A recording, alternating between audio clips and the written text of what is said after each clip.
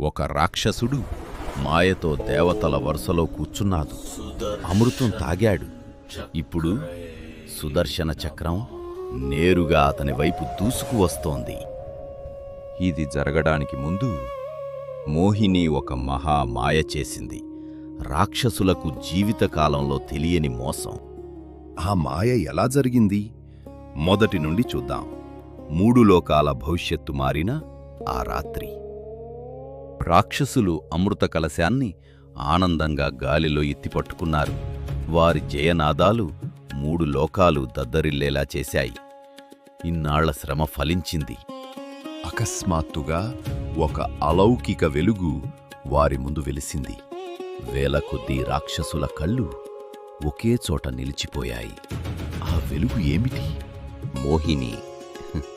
నల్లని కురులల్లో మల్లెపూలు, బంగారు పట్టు వస్త్రం, నుదుట పవిత్ర చిహ్నం. ఆమె కాంతి సూర్యుడిని మించిపోయింది. ముల్లోకాల సౌందర్యం ఒకచోట నిలిచింది. ప్రతి రాక్షసుడు శ్వాస మరిచిపోయాడు. రాక్షసరాజు ముందుకు అడిగేశాడు. "ఎవరు నువ్వు? ఇక్కడికెందుకొచ్చావు?" అని గద్దించాడు. కాని అతని గొంతు వణికింది. మోహిని మెల్లగా చిరునవ్వు నవ్వింది. "నేనొక పని కోసం వచ్చాను. అమృతాన్ని న్యాయంగా పంచటానికి. మీకు వారికి సమానంగా." ఆ మాటలు రాక్షసరాజు హృదయంలో తాకాయి. రాక్షసరాజు ఆగాడు, ఆలోచించాడు. తరువాత 2 చేతులతో అమృత కలశాన్ని మోహినికి వినయంగా అందించాడు. ఆ క్షణం సృష్టి అంతా ఊపిరి బిగపట్టుకుంది. మోహిని 2 వర్గాలను వేర్వేరు వరుసలలో సర్దింది. ఒకవైపు దేవతలు, మరోవైపు రాక్షసులు. ఇద్దరికీ సమానంగా పంచుతాను అని మాటిచ్చింది. అందరూ నమ్మారు. దూరంగా నిలిచిన దేవతలు నోళ్లు తెరుచుకుని చూస్తున్నారు. నమ్మకం కలగడం లేదు. అమృత కలశం తిరిగి వారి వైపుకు వస్తోందా? విష్ణు పన్నాగం పనిచేస్తోందా? మోహిని దేవతల వైపు నడకన మొదలుపెట్టింది. "మీరు ముందు" అన్నది. రాక్షసులు సంతోషంగా తల ఊపారు. వారి కళ్ళు ఇంకా మోహిని ముఖంపైనే ఉన్నాయి. మోహిని దేవతల వరుసలో ఉన్న మొదటి దేవత వద్దకు చేరుకుంది. కలశాన్ని వంచింది. బంగారు అమృతం ప్రవహించింది. ఆ దేవత కళ్ళలో వెలుగు తిరిగి ప్రకాశించుది. రాక్షసులు ఇదంతా చూడలేదు. వారి కళ్ళు మోహినిపైనే ఉన్నాయి. ఆమె ప్రతి కదలిక వారిని మంత్రముగ్ధులు చేసింది. ఇది మాయ. అగ్నిదేవుడు అమృతం అందుకున్నాడు. వెంటనే అతని జ్వాలలు ఆకాశాన్ని హత్తుకున్నాయి. శతాబ్దాలుగా కోల్పోయిన శక్తి ఒక్క క్షణంలో తిరిగి వచ్చింది. వాయుదేవుడు అమృతం అందుకున్నాడు. ఒక్కసారిగా తుఫాను వీచింది. నిద్రపోయిన వాయువు తన సంపూర్ణ శక్తితో మళ్లీ లేలేచాడు. ఇంద్రుడి వంతు వచ్చింది. మోహిని కలశాన్ని వంచింది. బంగారు అమృతం ఇంద్రుడి పెదవులను తాకింది. నుదుట వజ్రపు కాంతి తిరిగి వెలిగింది. దేవేంద్రుడు మళ్లీ లేచాడు. రాక్షసులింకా వేచున్నారు, నవ్వుతూ మాట్లాడుతూ, తమ వంతు వస్తుందని నమ్ముతూ. వారికి తెలియదు, అమృతం అంతా దేవతలకే వెళుతోందని. ఒక్కొక్క దేవతకు అమృతం అందించింది. వారి శరీరాలు బంగారు కాంతితో వెలిగిపోయాయి. రాక్షసులకు ఇంకా అర్థం కాలేదు. కథ ముగిసిపోతోంది. మొత్తం దేవసేన అమృత శక్తితో నిలబడింది. మోహిని కలశాన్ని పైకి తీసింది. తర్వాత రాక్షసుల వైపు నడకన మొదలుపెట్టింది. ప్రశాంతంగా, చిరునవ్వుతో. రాక్షసులు ఆతృతగా లేచారు. మోహిని వారివైపే వస్తోంది. ఆ కలశం అమృతంతో నిండి ఉంటుందని అందరూ నమ్మారు. ఎవరూ అనుమానించలేదు. మోహిని కలశాన్ని వంచింది. రాక్షసుల చేతులు చాచాయి. కాని ఒక్క చుక్కైనా రాలేదు. కలశం ఖాళీ. మొత్తం అమృతం దేవతలకే పోయింది. ఒక్క క్షణం నిశ్శబ్దం. తరువాత రాక్షసులకు అర్థమైంది. వారు మోసపోయారు. రాక్షసరాజు ముఖం అగ్నిగా మారింది. రాక్షసుల క్రోధం విస్ఫోటనమైంది. వారి అరుపులు ఆకాశాన్ని అదిరించాయి. మళ్లీ దేవతలపైకి దూకారు.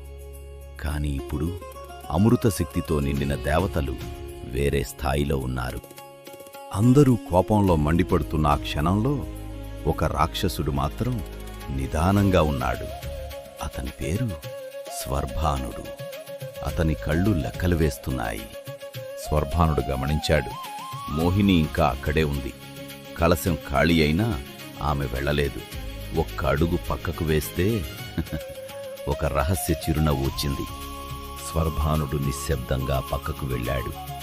మాయాశక్తి ని ఉపయోగించాడు. కొమ్ములు మాయమయ్యాయి. రాక్షస రూపం మారిపోయింది. ఒక నకిలీ దేవత రూపంలో అతను సిద్ధమయ్యాడు. స్వర్భానుడు నిదానంగా అడుగు అడుగు నడిచాడు. దేవతల వరుసలలో నిశ్శబ్దంగా కూర్చున్నాడు. సూర్యుడు మరియు చంద్రుడు మధ్యలో ఎవరూ గమనించలేదు. మోహిని వరుస వెంట నడుస్తోంది. ఒక్కొక్కరికి అమృతం, ఒక్కొక్కరికి అమృతం. స్వర్భానుడు ఊపిరి బిగపట్టుకున్నాడు. అతని వంతు దగ్గర పడుతోంది. మోహిని స్వర్భానుడు ముందు ఆగింది. కలశాన్ని నెమ్మదిగా ఉంచింది. బంగారు అమృతం ప్రవహించింది. స్వర్భానుడి పెదవులను తాకింది. అమృతం అతని శరీరంలో ప్రవహించింది. ఒక రాక్షసుడు మాయతో దేవతల మధ్యలో అమృతాన్ని పొందాడు. అతని హృదయం గంతేసింది. ఆ విజయ ఆనందం ఒక్క క్షణమే నిలిచింది. పక్కన కూర్చున్న సూర్యుడు పక్కకు తిరిగాడు. దేవత యొక్క నీడ తప్పు దిశలో పడుతోంది. సూర్యుడి కళ్ళు మెరిశాయి. చంద్రుడు కూడా గమనించాడు. ఒక్క క్షణంలో సూర్యచంద్రులు కళ్లతోనే మాట్లాడుకున్నారు. ఇది రాక్షసుడే, ఖచ్చితంగా, వెంటనే హెచ్చరించాలి. మోహిని ఆగింది. ఆ దివ్య దృష్టి స్వర్భానుడిపై స్థిరపడింది. ఒక్క క్షణం ఆ చూపు అతని లోపలి వరకు చొచ్చుకుపోయింది. స్వర్భానుడు వణికిపోయాడు. స్వర్భానుడు పారిపోవటానికి ప్రయత్నించాడు. కాని అప్పటికే ఆలస్యమైంది. మోహిని రూపంలో ఉన్న విష్ణువు నుండి సుదర్శన చక్రం ఆవిర్భవించింది. స్వర్భానుడి మాయ రూపం పగిలిపోయింది. నకిలీ వేషం వీడింది. అందరి ముందు రాక్షసుడిగా నిలబడ్డాడు. ఆకాశంలో సుదర్శన చక్రం వేగంగా తిరుగుతోంది. సుదర్శన చక్రం నేరుగా స్వర్భానుడు వైపు దూసుకువచ్చింది. విద్యుత్తులా, ఆగకుండా. తదుపరి ఒక్క క్షణం చరిత్రను మారుస్తుంది. 2 సేనలు ఆగాయి. దేవతలు ఊపిరి బిగపట్టారు. ఆ ఒక్క క్షణంలో సృష్టి మొత్తం స్తంభించిపోయింది. సుదర్శన చక్రం పుట్టింది. స్వర్భానుడు 2 ముక్కలయ్యాడు.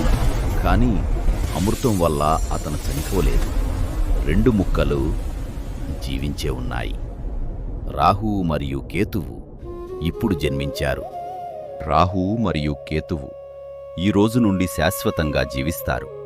వారికి సూర్యచంద్రులపై ద్వేషం మొదలైంది. ఆ ద్వేషమే గ్రహణం. రాహువు మరియు కేతువు జన్మించారు. వారి ప్రతీకారం ఆకాశంలో నేటికీ జరుగుతోంది.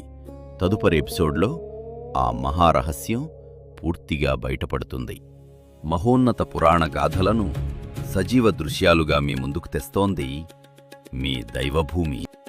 సబ్స్క్రైబ్ చేయండి, బెల్ ఐకాన్ నొక్కండి, మీ స్నేహితులకు షేర్ చేయండి.